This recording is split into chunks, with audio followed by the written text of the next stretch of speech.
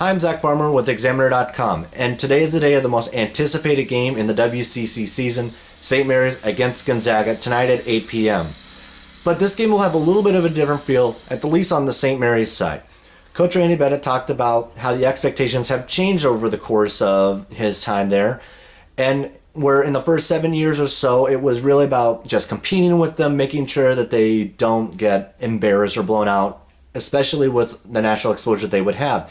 Now what it has turned into is the expectation to win. And they've proven that over the past few years.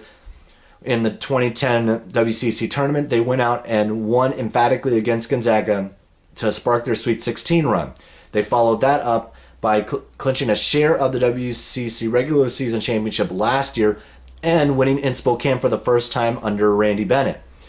And Randy Bennett spoke a little bit about how the expectations have changed, not only maybe from within his own team, but also the community. It's a significant game because we know it's going to be a tough game and a meaningful game if we're going to try and finish at the top of the league. So that's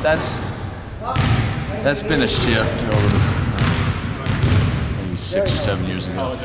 Before that was, hey, this is a game where it's going to be crazy, it's going to be on ESPN, all of those things. But now it's going to be a tough game. Again, it used to be, it was a big deal. Now it's just an important game. It's not the early on it was a big game because it was the one time that you really got a lot of attention and everybody was excited. But we have a lot of those games now that are. BYU coming to town was like that.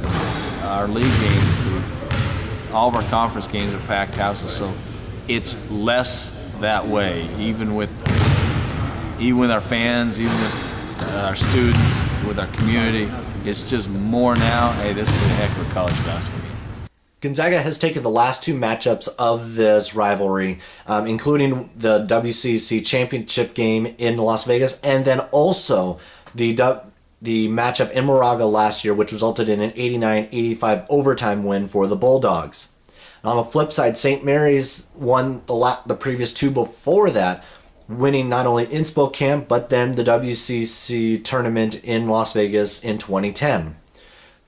The Bulldogs are 4-2 against the Gales over the past two seasons, so they still have a little bit of that advantage, and that could be the key of deciding who wins and loses this regular season championship. St. Mary's has not beaten Gonzaga in Moraga since 2008, and that resulted in a very familiar 89-85 overtime win, this time for the Gales. But in the matchups the past year, the key has been the bench, more specifically Sam Dower. In the matchup in Spokane last year, he scored 15 points, then followed that up by scoring 21 in Moraga to clinch the win for the Bulldogs. Now, he didn't play as much of a role in the tournament final, but the one thing that was crucial was the bench for Gonzaga. They still outscored the Gales and outscored the Gales bench in all three matchups. This year, the Gales' bench is a lot deeper than it was a year ago and has the size to possibly match up with not only Dower, but also Harris and Sacre. But a key to that could be the health of Kenton Walker, who banged his elbow on Monday night against USF and as of Tuesday still had a swollen left hand.